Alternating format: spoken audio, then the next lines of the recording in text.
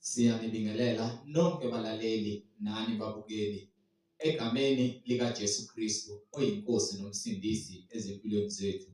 Siyanxusa kuzo zonke izindawo enilalele kuzo ukuba nithathe amaBhayibheli enu nilalele ivangeli lombuso wezulu lapho sishumayela khona ukuphenduka nokuthethelela kwezono nokubhabhadiswa egameni lika Jesu Kristu.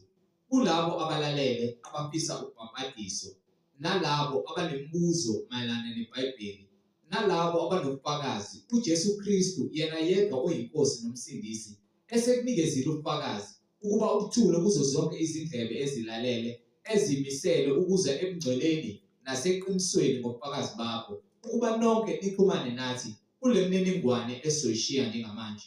Ngizoqala nge-email address ethi izwilenkosi.ujesukristu@gmail.com izwilenkosi.ujesukristu@gmail.com noma i-cellphone number noma i-WhatsApp number la ningakwazi ukuxhumana nathi khona at 066 566 9245 066 566 9245. Izitshumayelo nezimfundiso ziyatholakala zonke ku-YouTube lapho ungahlala khona phansi uphethe iBhayibheli lakho ulalelisise uhlolisise imibhalo nathi ukube ngabe lokhu okuzwayo ushunyayezwa khona ufundiswa khona kuyafakazelwa imibhalo engcwele. So ku-YouTube uzosearcha uthi izwi lenkosi uJesu Kristu, izwi lenkosi uJesu Kristu. Ungakhohlwa ukusubscribe, ungakhohlwa futhi nokupressa notification button ukuze ngaso sonke isikhathi uzoyithola izimfundiso eziphilileyo ezisiholela eqinisweni nasekugcoleni. Ungakhohlwa nokusharisha i-link nabo bonke abantu obaziyo, ikakhulukazi labo ohlanganyela nabo ngaso sonke isikhathi lapho nihlanganyela khona nithi namdumisa uNkulunkulu ngomoya nangeqiniso, nifakazelana ukuthi uJesu Kristu uyinkosi nomsindisi ezimpilweni zenu ukuze wonke umuntu omaziyo ahlolisise imfundiso ngokwemibhalo engcwele izwi lenkosi uJesu Kristu. So ku-YouTube sharisha i-link izwi lenkosi uJesu Kristu.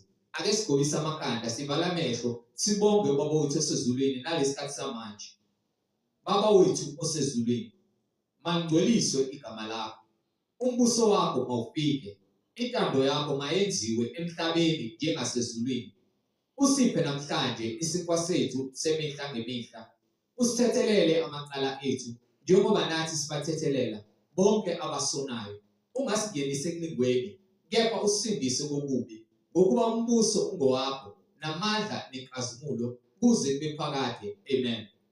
Balaleli nani bazalwane, yabukelani umfundisi uMhlengizoni ozobe sihola ngokwemfihlakalo yemibhalo, umoya ongcwele ekhazimulisa isibani sezwe, isinkwa semihla ngemihla, uJesu Kristu yena yedwa oyinkosi nomsindisi. Amen. Siyanibingelela bazalwane ngegama loNkosi uJesu Kristu uNinamandla onke, inkosi yomusa. Silokhu sithule bona ubufakazi ngawe imibhalo ukuthi yinye inkosi, yinye inkolo, munye ubhabhadiso egameni lika Jesu Kristu uNinamandla onke. Silokhu simbonga uNkulunkulu ngomusa wakhe nangothando lwakhe asenzele lona lapho khona besingaboniyo, kepha yena wasenza sabona, sakwamukelwa futhi ukusindiswa kwethu. Ngokuba uNkulunkulu usiphe inkonzo yokubuyisana naye ngendodana yakhe yona yodwa, le nkonzo le eyalabo abakhethiweyo ngokuthobeka kwabo. Siyambonga uNkulunkulu ngabapostoli bakhe abangcwele abaphatha ivangeli kwaze kwaba sekufeni, nalabo abapostoli abaprofethi bakaNkulunkulu abangcwele abakwazi ukuthi bahambise umyalezo kaNkulunkulu ezweni lika-Israyeli nakwisizwe sika-Israyeli. Ngesikhathi uNkulunkulu ebanika umyalezo beprofetha ngokuphambuka kwabantu bakaNkulunkulu, beprofetha ngokuzwa kwalowo bezambonga umsindisi, bakwenza ngokuqinisekisa kwaze kwaba sekupheleni kwakho konke. Kwahlula ngisho nabanye abaprofethi bethi babaleka bebalekela isiphiwo sikaNkulunkulu. kepha uNkulunkulu wayebalanda ngoba wayekhethe bona ukuba benze lokho okufuna uNkulunkulu. uNkulunkulu kuphela okwazi ukubuyisa umuntu odukileyo. uNkulunkulu kuphela okwazi ukuqoqa umuntu oseqala ukuba inhlakantshaka.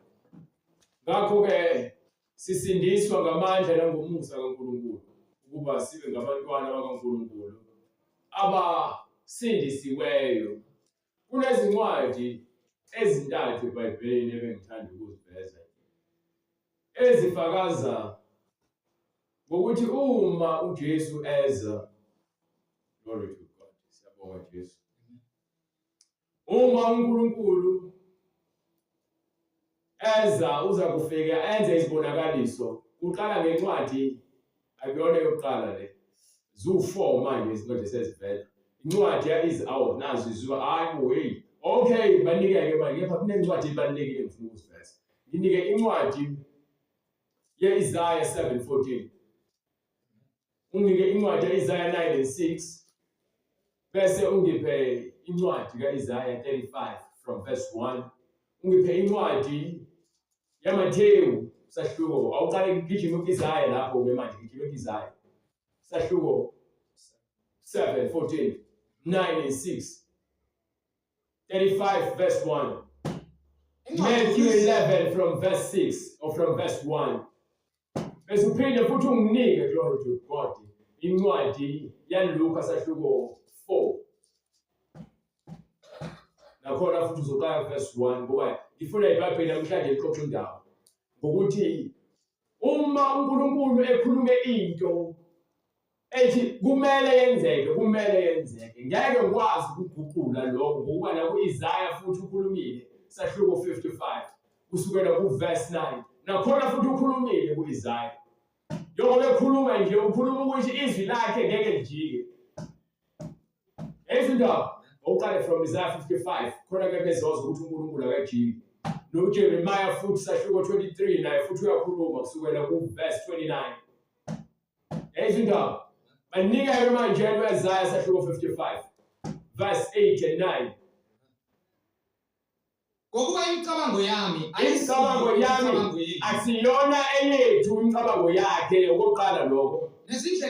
Nendlela futhi ayihambayo azisizo izindlela zami. Angiyazi kuze kube ngifinyelela esigabeni sokwazi umyalezo wakhe, sengazi ukucabanga kwakhe, sengazi indlela yakhe. So manje uNkulunkulu uphakeme ngale ndlela yokuthi angikwazi ukumcabangela. uNkulunkulu nendlela engakuba ngeke ngikwazi ukuyihamba ngamazi yena. Yayizwa lonto. Futhi angikwazi ukuma phambi kwaNkulunkulu ngimtshela ukuthi hayi uNkulunkulu namhlanje ngifisa kube kanje, enza kanje. Namhlanje uNkulunkulu alibalele, namhlanje alinethe lapha, namhlanje uNkulunkulu akufa umuntu ukuthi cha. Anginawo amandla. uNkulunkulu ungumnini mandla onke. So uthi ke njengokuba imicabango yami ayisiyo imicabango yenu. Akuyona imicabango. Yabona ungacabanga kunalento eyenzakalayo esikhuluma nabantu. Udine sengazi ukuthi siyakhuluma nje siyaphikisana. Sikhulume ukucabanga kwethu. Angifuni ukukhuluma ukucabanga kwami. Iyacasula futhi umuntu ongakholwa nomuntu othi uhlakaniphile. Manje uthi uyakhuluma athi cha lithi iBhayibheli. Udine glory to God. Usathane amkhohlisa umuntu. Amveze kulo muntu lo akafuni ukukholwa, akafuni ukuvuma ukuthi akazi lutho. Ufuna ukuphika ngezinkanuko zakhe. Noma ungaphika ngezinkanuko zakho nangokucabanga kwakho, nangokufisa kwakho, nangokubona kwakho, kepha lokho ngeke uzusondele kubona. Yavutha lomlilo lo. Ubona abantu beziphakamisa nje ngoba lomlilo uyavutha. So mawuvutha lomlilo lo wenza abaningi abathi banoqondo baphenduka izilimo. Ingakho lithi bezitshela ukuthi bahlakaniphile baphenduka iziwula. And futhi ukusindiswa kwethu kungamandla nokuhlakanipha kwaNkulunkulu, kungukuhlakanipha kuthina esindiswayo. Kepha ubulima kulabo ababhubhayo. Kubuhlungu ngokuba kulahleka obaba bethu, oma bethu, odadewethu, abafowethu, abafazi bethu, abakhwenyana bethu, omzala, ogazi, balahleka phambi kwakho babuke. ungeke bakwazi ukusindisa umuntu ngenkani, asindisa umuntu ngenkani. Isiphiwo lesesivele ezulwini. Ngizokufezela ukuthi isiphiwo kanjani na. Uthi umbhalo ke owanike enkani bese siyaqhubeka. Nezindlela zenu azisizo izindlela zami. Izindlela esizihambayo, izindlela zethu. Izindlela esihlezi sikhuluma ngazo. Ngeke likhuphuke ivangeli likhuphuke namhlanje uzwe enye into entsha. Izindlela esihamba ngazo uma singamthokozisi uNkulunkulu akuzona ezakhe. Usho uma kusho uJehova ethi yeke ukufeka uzoyeka ukufeka. Bethi uJehova yeke kube isidakwa uzoyeka kube isidakwa. Bethi uJehova yeke ukuba ihlokandlebe uzoyeka ukuba ihlokandlebe ngokuba kusho bani uJehova. Bethi yeke ukuba isiphindi uzoyeka kuba isiphindi. Bethi yeke ukuhlabela kwadimoni uzoyeka. Bethi umuntu wesifazane yeke amabhuluku uzoyeka. Uma sofuna ukuhamba endleleni yakhe uma ethi yeke ubuluku uzoyeka. Yena bese kusho yena ukuba yini sofuna ukuhamba endleleni yakhe sofuna ukwazi imicabango yakhe. Uma usafuna ukukholwa wena ngale ndlela yokuthi ucabanga ukuthi uNkulunkulu akanenkinga ukhululekile noma kunenkululeko ngokukhalasa nokugcwaleka nokuchochoma uchochome wenza umathanda ngenxa yokuthi ulandela abafundisi bamanga nasemabandleni amanga balifundisa lezo zinto uzoqhubeka wena wenze lokho ofuna ubani umfundisi wakho wenze lokho ofuna ubani uma wakho noma kuthiwa phambili into yoNkulunkulu ukwenza empendweni lazi iqiniso ukuba lithi iBhayibheli abantu abano kubhekane nokuthelo enkulu kaNkulunkulu ilaba abona belazi iqiniso benza ngamabomu badelele ngokuba njengamazulu ephakeme kunomhlaba. So ngithi ke uyakholwa awukholwa awuvumi uyavuma uyaphika uyanqaba uthi njengokuba amazulu ayinesimvula ngeke uzunqabe imvula uthi hayi uNkulunkulu phindisa ngifuna imvula uNkulunkulu bese iphinde emuva ke kuyibona ihlahla imvula eshawule reverse khohlwa uthi njengokuba amazulu ephakeme kunomhlaba njengoba ke uNkulunkulu elapha phezulu singamboni asimboni siyazi phezulu uphezulu bonke umnini amandla onke noma ephakathi kwethu uma phakathi kwethu ngenkazimulo langamandla akhe kanjalo izindlela zami ziphakeme kunezindlela nezindlela zakhe kanjalo ke ziphakeme kunezindlela zethu kunezindlela zethu nemicabango yami ukuba thina siyizifebe siyiziphingi singabantu abanenzondo singabantu abanonya siyahlebana siyazondana siyabulalana siyaphingelana siyafeba singabathakathi uNkulunkulu akahlangana nazo zinto lezo izona zinto afuna ukusiqhelanisa nazo ukuze sibe munye naye uNkulunkulu ufuna ukusiqhelanisa nezinto ezimbi phambi kwakhe ukuze sibe munye naye uma sesimunye ke noNkulunkulu sesisonke ke ndawonye simoya munye kuNkulunkulu nemicabango yami kunemicabango yethu ngokuba nemicabango yethu ayifinyeleli kwelahle ngifuna ukuthi u-understand lo so kukho konke ngizama ukukutshela bona ukuthi indlela ocabanga ngayo likaNkulunkulu ngithi amen wena uthi cha hayi uzofuna izinto ozozigxeka hayi kwakwenza njani okay hayi nayipheke njalo ngokhuluma into ongayazi khuluma yini into ongayazi ufunda ngenyama uzobona ngenyama uzongakholwa futhi ngenyama Sathane uzobamba inhliziyo yakho ukuthi ibe likhuni intamo yakho la ibe likhuni yini ubheka izinto ngenyama lokho uNkulunkulu kwamoya yake futhi uzukuthole ngisho usuthanda ngisho kahlakani phaka kanjani esibone ngisho kahlakani phaka kanjani emhlabeni okuNkulunkulu ngeke uzukuthole ngenyama akubona kwakho okwakhe okwalabo lithi iBhayibheli abantwana bakhe Angathatha uthi izithi lapho kwincwadi ke yaMateyu sahluko 7 ngithi uverse 11 lapho khona ithi ke ungathathi amaphanele akho uwanike izinja noma uthathe kuyigugu kwakho uthathe igolide lakho ulinike izinja ngoba ziyakulaphaza uLevi 7:6 Ninganiki izinja okungcwele. Ninganiki izinja into engcwele. Ningaphonsi amaphanele. Akhulunywe ngenja ethi khulunywa ngabantu abanomoya wezinja. Khulunywa ngabantu abanomoya wobunja. Thwana ninganiki bona ivangeli ngokuba yini bazosuke bathatha ivangeli baligxobe ngezinyawo bese beqedile njengoba ithi namapharele bese ithini nophambi kwezingulube izingulube bafaniswa nabantu abanendlela yokuziphatha yezinja banendlela yokuziphatha kwezingulube abazwani nento engcwele abayifuni into engcwele bazwane njalo nento engalungile nento engcolile so njalo umuntu ukhuluma umngcwele uphenduka isitha badesele kunyanya sobezo yesokuqala ungakhuluma ngeBhayibheli ngifuna ukukhuluma ngeBhayibheli yabona ke lapho usathana usuke enqoba impela lapho usuke namandla nosositha somuntu kwenhlizweni yakhe lo muntu usathana uyabusa umenze isithutha sokuphila umenze into engenamsebenzi kuNkulunkulu funa ziwanyathele ngezinyawo zazo ukhuluma nomuntu into omngcwele aphinde ayigcobekele yabathi mina ngiright mina ngiyingulube ngiright mina ngiyinja ngifuna ukuphilisa kwenja ngifuna ukuphalaza ngiphinde bese ngiphalaza bese ngiphinde ngiyuthatha umphalazo wami kukhona umuntu owenze njalo uthanda isolo umuntu othi megezwa abese gezwe ngeqiniso noma kuthiwa akayiphendukanga kepha umtshele izinto ezomngcwele ashayishe leso sitafika ngaphansi kwezinyawo aphinde ayobhitha udake njengengulube ziphenduke ziniklebhule phenduke manje kubuwena bafuna abantu imithi yokuthakatha bafuna abantu ukubulala bafuna abantu bakuzonde bakunyanye abafundisi abathwele benza izinto besebenzisa igama likaJesu kepha imisebenzi yabo nemfundiso yabo kaSathane and uyakhona umfundisi wakho amanga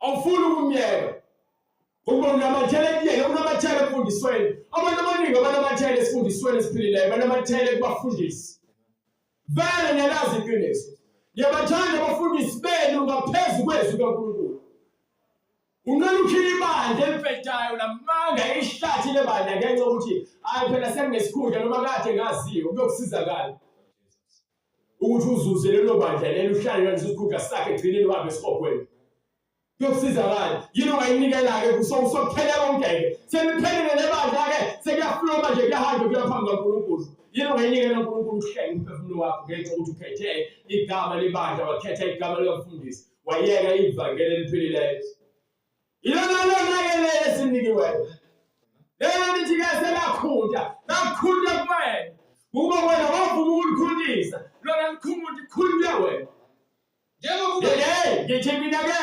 likhunde kuwena ngoba wavuma ukulikhundisa lona alikhundi kukhunde wena lolo nje kodwa uyizwa lento wena ophakiwe aliguquki aliphenduki yenzindaba maningi kwakuba njengokwehla kwemvula uthi-ke manje ngithi mina-ke ngisho ngenzani iqiniso ngeke uze ngeke futhi ukwazi ukulishintsha wena ngithi uwena oguqukayo ke iqiniso aliguquki uthi-ke uyafakaza manje njengokuba-ke njengokwehla kwemvula njengoba imvula inetha ezulwini isuke inetha yehlele emhlabeni kungabuyeli khona uthi awukazi ubone imvula ifike inetha usuyibondishiwe lishawule verse wonke amaconsi ingathi usukubuka le music video edlala TV bekwenzele yonke in reverse ubona abantu behamba behlehla imoto ziyahlehla yonke into iyahlehla imvula ubona amaqabaza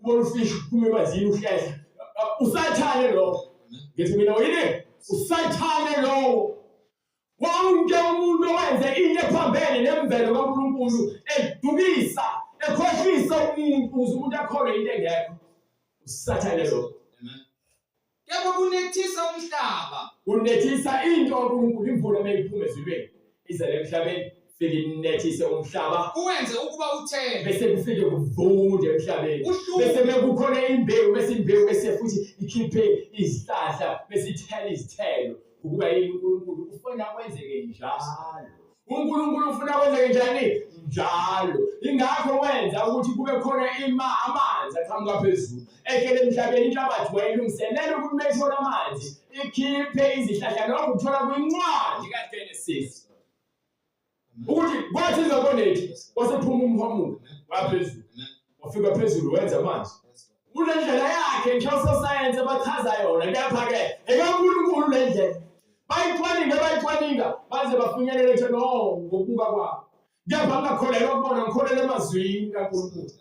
Mangifunda ukuhlala phakathi ngibuka baqonda kanjani izinto basibuka kanjani izinto. Kepha mina namathela kwimfundiso yabo ngithathe njengento okuyiyona yona. Konke ngikufunde esikoleni ngikholelwa kubona. Ngokuba-ke okunye sekwenziwe ukuthi kume ngale ndlela le ezokwenza ukuthi uwele ubambelele udumise abantu njengoba abanye benza into yosolwazi babizwa ama-philosophers abhale i-phase noma nje into esa-paraphrased aquote mesemva kwalokho abhale la ngizansi ukuthi ubani waveze ukuhlakanipha. Izokala imnandi ihlakaniphile ke kufanele izingoma ezikhuluma mhlambe lese umuntu eyimbongi aveze imizwa yakhe ngoba abaculi be-hip hop bayizimbongi uthola ukuthi ethi kuba bengu-government bengizobulala zonke abantu abadlwengulayo ukuba benginikwa ithuba bengizobulala bonke obaba abangazondli izingane ukuba benginikwa ithuba bengizonika bonke osisibaba abadayisa imali abadayisa imizimba yabo ngobanika imali odla imindeni yabo bengizosupport omama yizonto leyo. Ukhuluma yini imizwa yakhe nokubuka kwakhe ngokuNkulunkulu ukuthi ukuze sigweme ubugebengu thanda umakhelwane wakho nokuzitshela ngeke azakwazi ukusho lokho ngokuba yena uzokhuluma imizwa yakhe. So izindlela zikaNkulunkulu lezakho wena ubona isolution wena ubona ngazi ukuthi yabona ukube izwe lilungiswa ngodlame ngabe lilungile manje kwasikhuluma. Yabona izwe ukuba lilungiswa ngokuqhwaga ngabe lilungile kumanje kwasikhuluma. Amasela amagwala iziqhwaga bonke base mathuneni base zibhedlela base majele abanye basagcwaleka ngaphambi kwethu basazithwele bona umoya wemphakamo. Kepha isiphetho iqiniso uyalazi nami ngiyalazi ayikho into engaguqula emhlabeni ngokulunga ngoba ngokwena ukhohlakele kuza ukwenza ukulungiswa ngendlela ebonwa kuwena ngendlela ekhohlakele vele. Uma mina ngizothi uma ngoqamba amanga bese kuthi mina bese ngiqanjelwa amanga noma ngiqanjelwa umuntu engimazi bese ngiphatheka kabi bese ngithi mina ngifuna ukuthi kukhulunywe iqiniso kepha mina ngiyaqambila amanga ngakuze ulungise lutho wena ungalungile. Ngeke thiwa umuntu makazihlole yena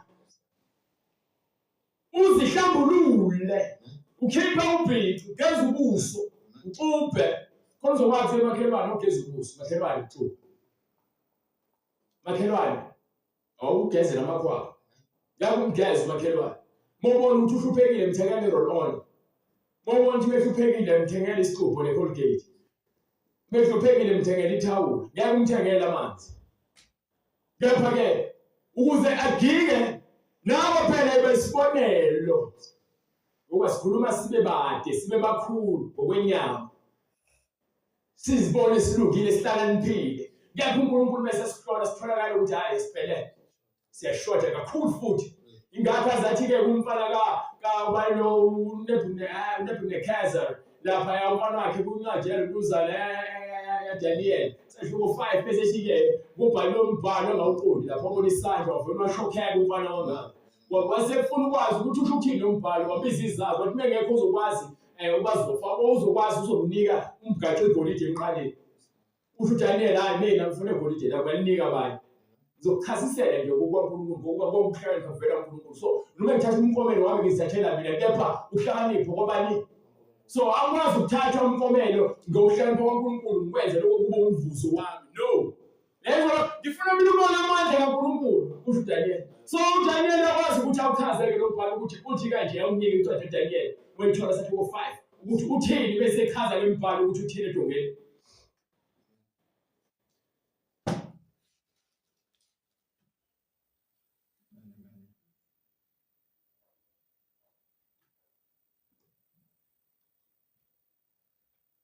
Incwadi uDaniel isahluko 5 verse 25 yilo umbhalo owalotshwa Uthini umbhalo yilo walotshwa? Mene, Takil, Ufasim. Ufasim. Nansi incazelo. Nayilo incazelo yalento le. Mene. uNkulunkulu ubalile umbuso Uthi wakhe. uNkulunkulu baleni. Umbuso wakhe uqedile. Useqedile ukubala umbuso wakho. Tekil ulinganisiwe esilinganisweni. Walinganiswa esilinganisweni. Ufunyane ulula. Watholakala unjani? Ulula. Yakho ngithi mina uzibona unjani ulungile. Ngithi uhlakaniphile. Bese fika isikhathi soNkulunkulu akuthathe abeke esikaleni abeke iqiniso lakhe. Wena uvela ubelula uphakame iqiniso. Ayimilahle iqiniso uphakame wena. Yini ulinganisiwe utholakala wena ungelutho. Wathola namanga akho lolunga kwakho kwasemhlabeni ongasile. Watholakala unjani? Ungelutho ulula. Ngoba yini wena uzibona uhlakaniphile emehlweni akho. Ngapho bese kuziwa kumnini manje onke okuyena ophethe ukuphila. Uyena ozokwenza ukhule. Uyena ozokwenza ufe. Uyena futhi ozokwenza ukuthi uhambe esogweni. Bese mvumela ngeke wenze lutho. Akekho ngama. Uma esesakhiphile isahlulelo sakhe umnika incwadi yeIsaya usho njalo. Uthi uma sengiphe imvula yezemhlabeni ikhipha izithelo ngokuba yini usekhulumile. Uthi nibona unika umhlwanyeli inhlwanyelo. Unika mina menginika umhlwanyelo ngiyathala mina. Aphinde futhi anginike ukudla ngikwazi ukudla isipho. Lelo ngidla ngamandla akhe. Mengitshala ngamandla akhe ukuba ubengekho lembewu bengangedle. Uma ngekho yena nami beke ngikwazi ukuthi uma bengawona amandla akhe beke ngikwazi ukuthi ngidle, beke ngikwazi ukutshala, beke ngikwazi ukuthola amanzi, beke ngikwazi ukuthola umoya ngoba umoya wakhe. Glory to God wakhe. Liyakuba njalo izwi la. Hallelujah. Eliphuma emlonyeni wakhe. Uthi-ke namazwi aphuma emlonyeni wakhe. Alikubuyela sekini. Amazwi akhulumileyo. Lingakafezi lokhu engikufunayo. Konke akhulumileyo ngeke kuze kubuyele kuyena kungazange kufeze icebo lakhe. Liphumelele kulokhu engikuthumele kukho. uNkulunkulu konke akushilo kuzokwenzeka. So ngilapho-ke njengoba ngithi Isaiah 7:14. 7:14. Isaiah 7:14. Manike ngalokho inkosi uqobo iyakunika isibonakaliso. Uthi-ke akukho yena kushoyo kungenzeki. Yayizona nto leyo. Ngizofike ngikunike incwadi bese ngiyagcwalisela. Uthi-ke inkosi iyakunika isiboniso. Isibonakaliso, bheka intombi iyakukhulelwa izale indodana. Bese izala indodana. Ibize igama layo. Bese ibiza igama layo ethi abane. Emmanuel. Igama layo ubane. Emmanuel. Okay, asasibheka ukuthi ubani uEmmanuel. Unathi uMateyu usahluko 1 kusukela kuverse 21. Lapho-ke sesiyahlolisisa ukuthi uNkulunkulu ngabe ngempela wakwenza yini lokho akushiwo. So phinde futhi sibheke lokunye bese siyagcwalisa futhi. Yayizona nto leyo. Ngoba yini uNkulunkulu umlomo ongathethi imali. Konke yakushilo kuzokwenzeka. Akukho akubekile ongekwenzeka. Ingakho thina sikholwa ukuba amazwi akhe yonke ayenzeke namanje uma sikhuluma. Ngikhuluma kwenzeka intando yakhe. Ukuba ukuthi-ke intando yakhe mayenzeke emhlabeni njengasezulwini. Uzakuzala indodana. Uthi-ke uNkulunkulu esekhuluma-ke ekhuluma noMaria. Uthi uzakuzala indodana. Uyiqambe igama lokuthi uyabesawuqamba igama layo ukuthi ubani? uJesu. Yebo. Ngokuba nguye oyakusindisa abantu bakhe ezonweni zabo. Ngabe ubani uEmmanuel? Qhubeka. Ezonweni zabo lokhu konke kwenzeka ukuba kugcwaliseke. Kwenzeka ngoba yini? Ukuba kugcwaliseke. Usho ukuthi sekhulumile uNkulunkulu. So sekugcwaliseka into. Ayikhuluma uNkulunkulu ngomprofethi wakhe. Okwakhulunywa inkosi ngomprofethi ukuthi bakhulunywa bani? Inkosi bakhulunywa uJesu ngomprofethi ukuthi bheka intombi izakuzala. Intombi izakuzala. Bheka intombi izakukhulelwa izale indodana. Yes. Bayakuyiqamba igama. Bese beqamba igama lokuthi bathi ubani igama? uEmmanuel. Bathi ubani igama? uEmmanuel. Bathi ubani igama? uEmmanuel. Bathi ubani uJesu? uEmmanuel. Bathi ubani uJesu? uEmmanuel. Ezindaba okungukuthi bese umusho thubani uNkulunkulu unathi asasibheka ukuthi uthini lapho 9:6 njengoba segcwalisa futhi yerizayo uNkulunkulu wayesembonisa izinto eziningi uIsaya so besembonisa izinto eziningi uIsaya nje unokamchaza uJesu ngokufika kwakhe bese fika uJesu ufika gcwalise konke okusho bani uIsaya kusho bani uIsaya kukhulunywa bani inkosi ngoIsaya bese ithini incwadi bright ngokuba sizalelwe umntwana siphiwa indodana engakubi khona uJesu ithi ke sizalelwe umntwana siphiwa indodana saphiwa uthiwa uNkulunkulu wathanda izwe kangaka wathanda yini izwe kangaka waze wanikela lelibhebheli uthi uIsaya wasipha indodana uNkulunkulu wanikela indodana yakhe yona yodwa siphiwa indodana manje ke usechaza uIsaya ngaphambi kokuba kwenzeke kudala uIsaya sedlulile emhlabeni lesiprofeto sakhe sihlezi belokho besifunda abanye benasiqondi Yepha abaqondayo benethemba lokuthi uyeza lowo mKristu. Amen. Uyeza. Glory to God.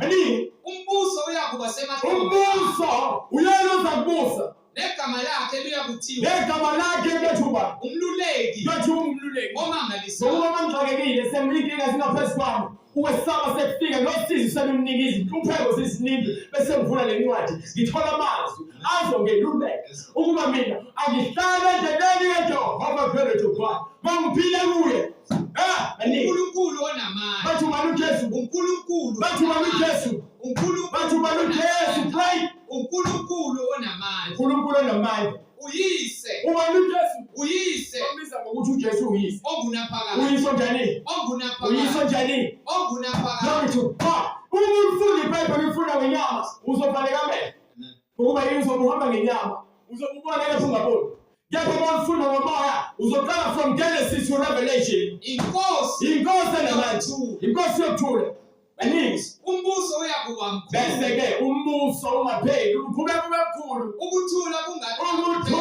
kungabi yaphela esihlalelisiwe ezolole ezolole uJesu ke lo asipenda lapho besivezela savezela nangencwadi lesabedelisha so okay manje sesiyathola ukuthi uJesu ikhuluma bese sithi uIsaya uzokwenzani uJesu yini uyazoyenza uJesu incwadi Isaiah 35 from verse 1 35 verse 1 funa ukuzwa ukuthi uJesu ngaba kagcwalisi yini lokho kushiwo umprofeti kudala kumobheka kuthiwa kusukela kuAbraham kuya kuDavid 14 generations usuka uDavid kuyabala kuthiwa 14 generations kuya kuthunjwa kwabo beya 14 generations kusuka ekubuyeni kwabo sebebuya lapho kuza kuJesu 14 generation izizukulwane ezu14 sebezeqi uIsaya ukuphi lapho yezindaba baningi incwadi Isaya isahluko 35 verse 1 yes kuyakujabula ihlane yakujabula yini ihlane nokugwadule uthi umbhani ngigcwalisa le lapho khona kuthiwa sathunyelwa sokuphiwa indodana sizalelwe indodana sizaphiwa indodana bese ithi ke njengoba iza indodana kuza ubaba uzoba ubaba wethu phakathi kwethu yayizonto leyo ubhalwe phansi eBhayibhelini bese ithini ke kuyakujabula ihlane nogwadule bese kufike yena bese kujabula ihlane akhulunywa ke ngezihlahla sekukhulunywa ngabantu manje abasehlane nabantu abanesomiso uthokoze ukwathule bekuthokoze ukwathule lukhahlele njengentebe yebo kuyakukhahlela kahle bese kukhahlela kahle luthokoze yebo luthokoze luhube ungahuba ngezihlahla ngoba phela khona kumele vele la ukuthi uNkulunkulu khona ngizokuvezela yona ngizokuvezela yabona leverse leli ngifuna ukuthi ulibambe leverse yabona bese ulifundile qala le khona echaza bese actually uJohn Baptist kwincwadi yaseLuka sahluko 4 kusukela kuverse 1 ngesikhathi eqala esevela uJohn Baptist etshela abantu ukuthi uthini bese ethi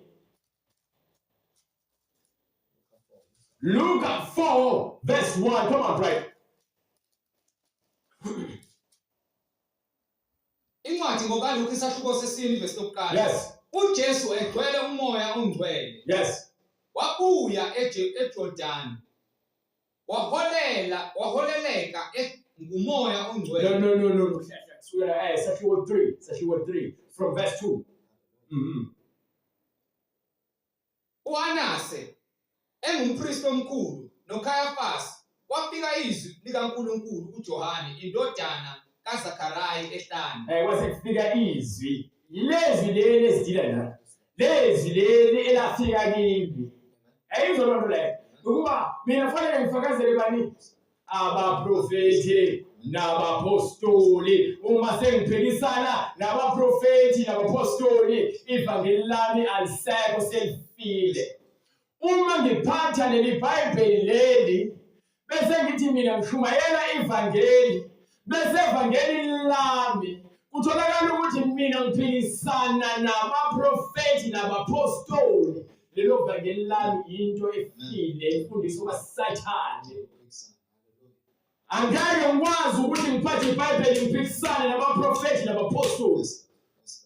Yizwi abavumelana ngalo bonke bathume izwi linye.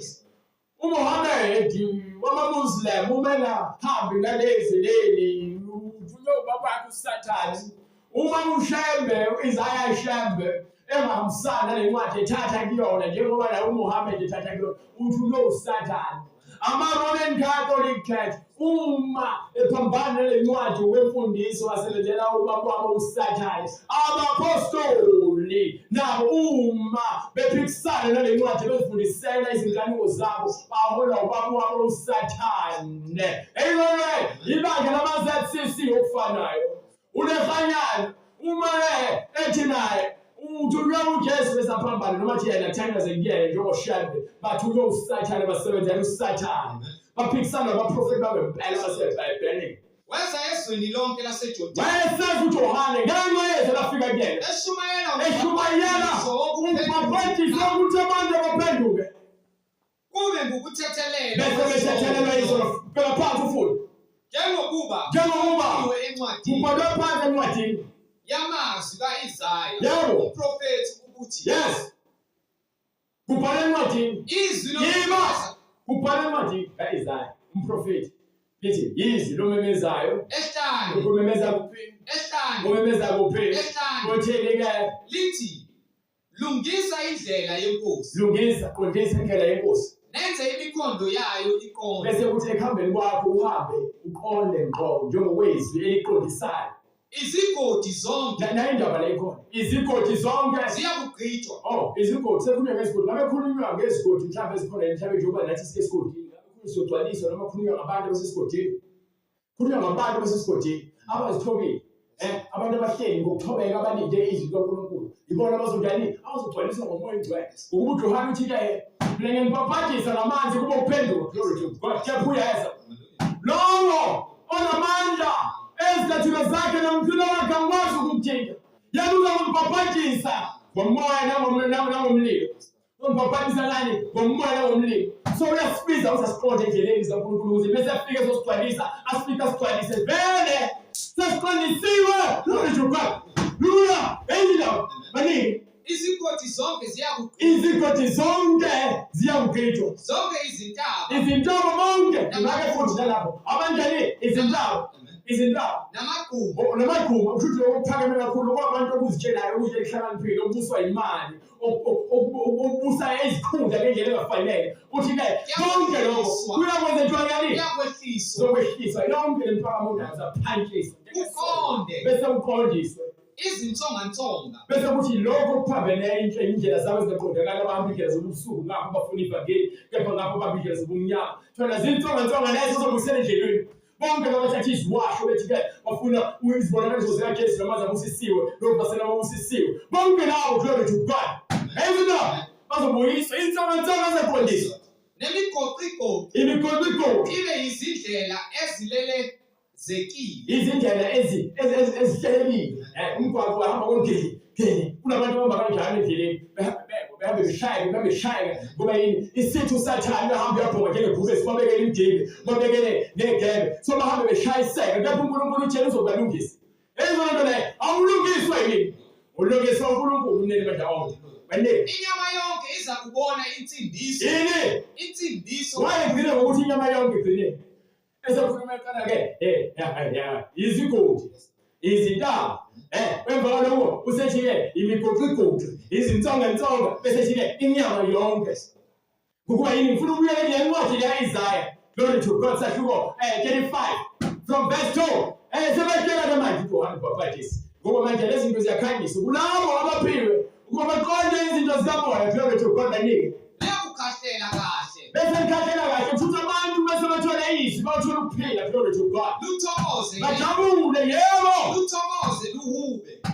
Luyakuphiwa udumo. bese bethola LwaseLibanoni. udumo into ephakeme. Sekufanisa nesizwe sathiwe sakuphila LwaseLibanoni. laseLebanoni ulidume ngokuthi yayicebile ngezihlahla nangokwesakhiwo, so sekufanisa kunabo bayefana naloloze lelo Nobukhosi nobukhosi basekuphi baseKhameli. nobukhosi baseKhameli akusho ukuthi bafana nabo ngqo, but isifaniso ukuba yini labo bantu babe nobukhosi obuthize obahlukile. So uNkulunkulu uyafanisa njengoba noSathane emfanisa nenyoka. Akuthi bengoniyo umuntu uSathane, uSathane umoya. So ke uma kwenziswa kuthiwa ingulube, kukhulunywa ngesilwane indlela esiziphatha ngayo, njengoba nenja futhi kuze kufaniswe nayo futhi ngoba yini kunendlela eziphatha ngayo inja. So uNkulunkulu ayikho into ayidalile angafanisi ngayo emimoyeni ekhona nasezifanisweni anazo nekwizifenqo anazo nezingathekiso anazo. So nanto akuyona inyama eyakhe. So mawulalela mina fanele ube nebhayibheli lakho bese uthandaze ukuthi uNkulunkulu ngicela ungiphe umoya wokuthobeka nokuqonda ukuze bengilalele ngizwe izwi lakho kube ukuphila.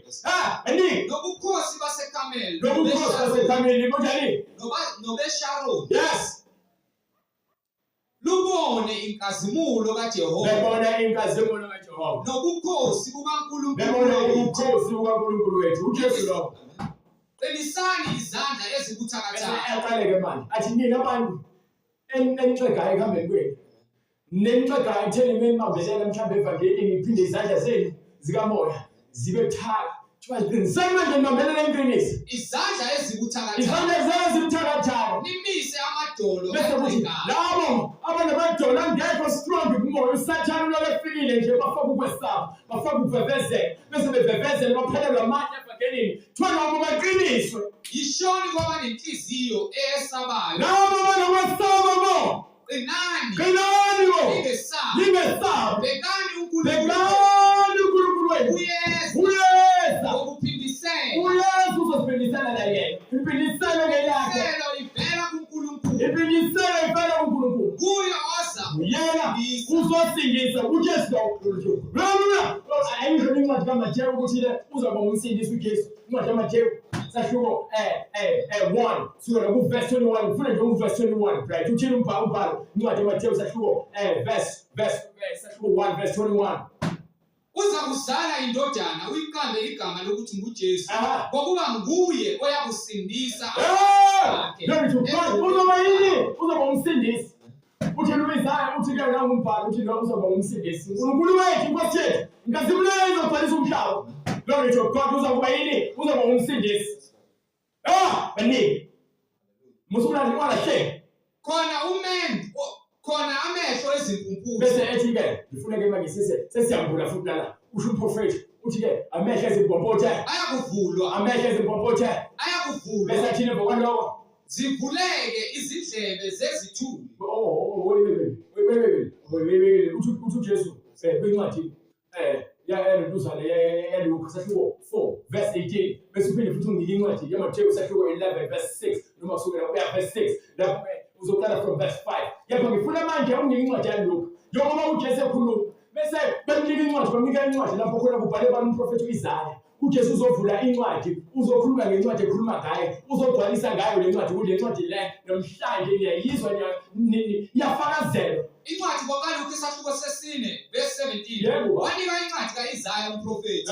Wayivula incwadi. Wafumana indawo okulotshwe kuyo. Wayesethola indawo ekulotshiwe kuyo kuthiwa Umoya wenkosi uphezu kwami. ngokuba Umoya wenkosi uza kanjani phezu kwaJesu? Awunginike incwadi yaMateyu sahluko 3 kusukela ku-verse 17 ku-verse 11 no-verse 17 right come on. Mina nginibhaphatisa ngamanzi.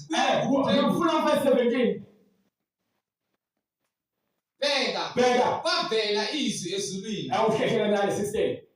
uJesu wasebhaphathisiwe, uJesu esebhaphathisiwe, wakhuphuka masinyane emanzini, uJesu esebhaphathisiwe, wakhuphuka masinyane emanzini, wayesekhuphuka masinyane emanzini. bheka, Yes, izulu lavuleka, wasevuleka izulu, wabona umoya kwase kubonakala umoya kaNkulunkulu, ehla njengejuba, wehla umoya kaNkulunkulu, wehla njengejuba, wahlakaphi, eza phezu kwakhe. weza kuJesu. So uJesu bethi-ke bekuncwadi Luka 4 verse 18 uthini-ke, umoya kaNkulunkulu phezu kwami kuba wehlela kuyena, wahlala kuyena, waphefumula.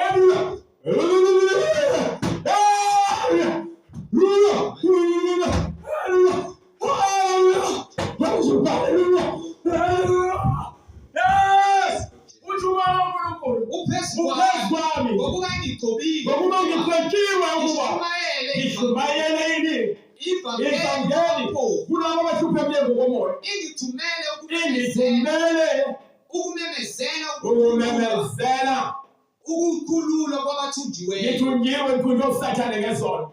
Angifuni ukubizwa noSeni ngoba ngithanda ukuphilela usathane nokubona kwaba izimpunzi, nalabo abayizimpuputhe. Ibambe lapho-ke manje sesiphinde lapho kwincwadi ya-Isaya, sesiphinde liphinde iBhayibheli siveze ukuthi wona njalo siyaba sezisenjani siyisike theatre. Baningi incwadi ya-Isaya sahluko 35 verse 8 verse 6. Come on. Come on. khona amehlo ezimpumputhe yakuvulwa, Uthi-ke uzovula amehlo ezimpumputhe usho njalo kuncwadi yaLuka. zivuleke nezindlebe, Bese kuvuleka ini? Nezindlebe nezithule. khona unyonga Bese kuthi nawe bangakwazi ukuhamba. kuyakutshekula Yebo, basukuma abantu abathule. njengendluzela, Njengendluzela. nolimi Nolimi lwesimungulu. luyakuhuba, Yebo. ngokuba ehlane Ngokuba ehlane. kuyakubhoboka Kuyakubhoboka umoya. Umoya namanzi sikhuluma ngomoya. Nokumele-ke nobhoboka amanzi sikhuluma ngomoya. Lokho owavela ezulwini lesikhathi nje sebethi ubhabhathi uzohlela kuyena njengesimo sethu. Njengoba usuhlela kuyena nje manje batshela ukuthi umoya kaNkulunkulu phezu kwami. So bese phezu kwami bafundela le ncwadi ya-Isaya. Bafundela incwadi ya-Isaya bese unika incwadi yaMathewu sahluko 11 sukela ku-verse 5 noma from verse 3. Ngalapho uJohane seboshiwe etilongweni. Useyathumela abafundi bakhe ababili ukuthi-ke alihambe lobuza uJesu ukuthi-ke ngabe nguye yini obezakuza noma silinde lomunye.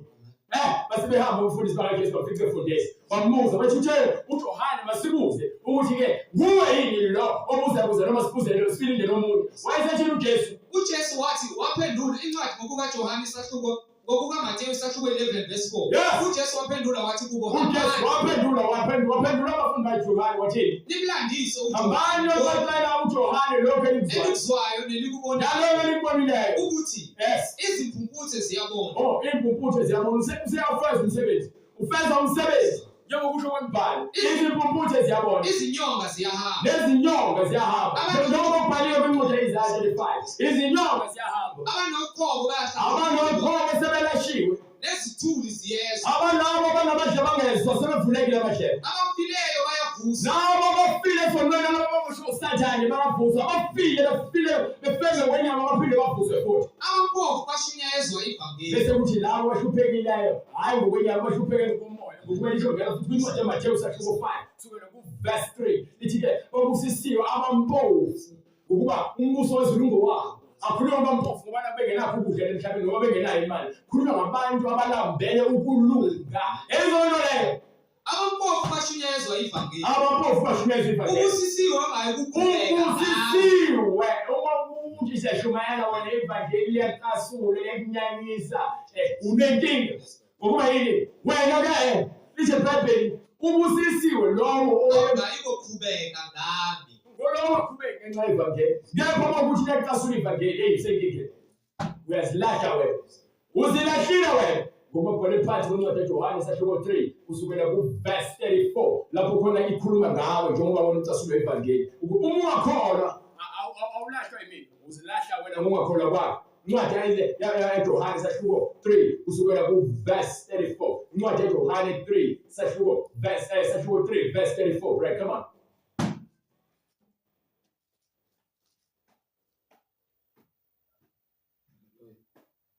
ngokuba lo uNkulunkulu amthumileyo ukhuluma amazwi kaNkulunkulu, ngokuba akaniki umoya ngokulinganisela. Uyise uyayithanda indodana, wanikela konke esandleni. Unikele kubani? uJesu konke. Uyamthanda uJesu, unenkani uyakholoza, noma umthandi uJesu konke kukuyena. Amandla onke okuphila kwethu akuyena uJesu. Okholwa indodana. Lowo okholwa uJesu unokuphila okuphakade. Yebo ongakholwa Kepha lowo ongakholwa hayi kubona kuphila, kodwa intukuthelo kaNkulunkulu ihlezi phezu kwakhe. ongafuni ukukholwa evangeli awukholiswa ngenkani, uyatshelwa nje uyisaziso lesi. Ayena ukuthi yasisabisa, kubhalwe phansi eBhayibhelini. Kubhalwe phansi eBhayibhelini. It's angels okholwa usinyiswe kule ntukuthelezayo noma wena uzokholoza. Ule uzitshele ukuthi uhlakaniphile. Uhambe nokuhlakanipha kwakho kwasemhlabeni uye phansi esihogweni.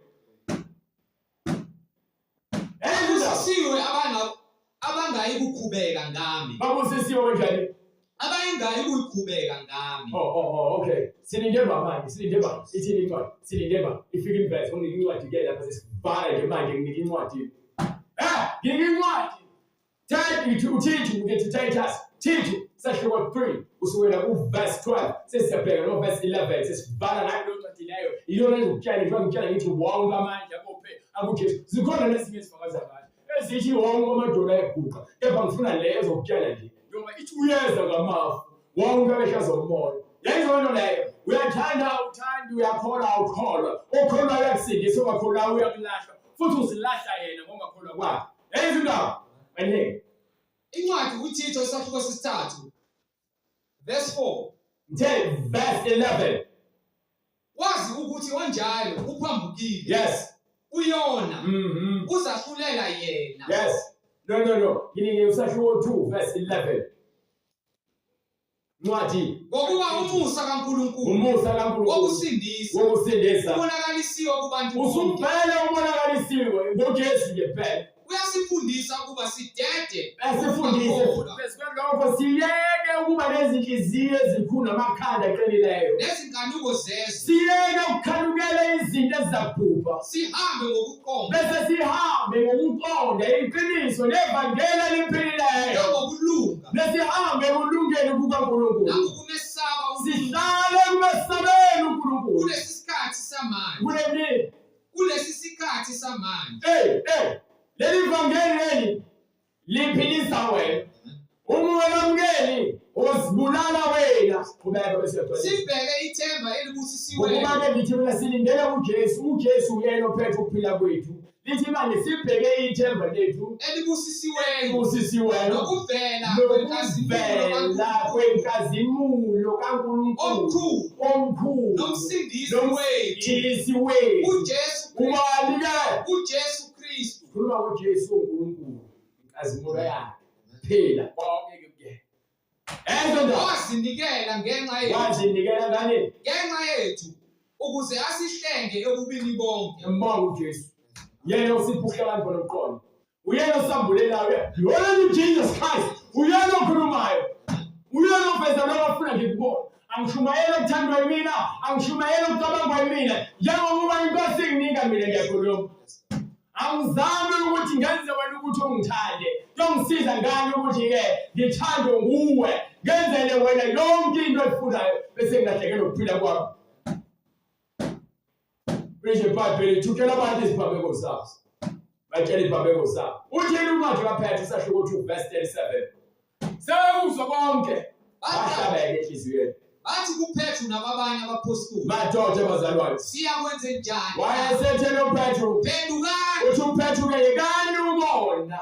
Yiloyo naloyo abhabhathize. Bese kuthi lowo ophenduka eseshiya izono zakhe bese angena emanzini abhabhathise. Egameni likaJesu. Ungena emanzini nje ngegama likaJesu Kristu. Kukho ukuthethelelwa kwezono zenu. Ukuze bese uvuka izono zakhe ziyakuthethelela. Khona niyawamkeliswa. Yosomkeliswa. Isiphiwo sikamoya oyingcwele. Ngokuba isithembiso ngesimo esabantwana bethu esabo bonke abakude. Bonke inkosi uNkulunkulu wethu eyakubabili. Wafakaza nangamazwi. Sisindiseni kulesi sizukulwane esiphambeneyo. Sisindiseni. Glory to God, kulesi sizukulwane esiphambeneyo.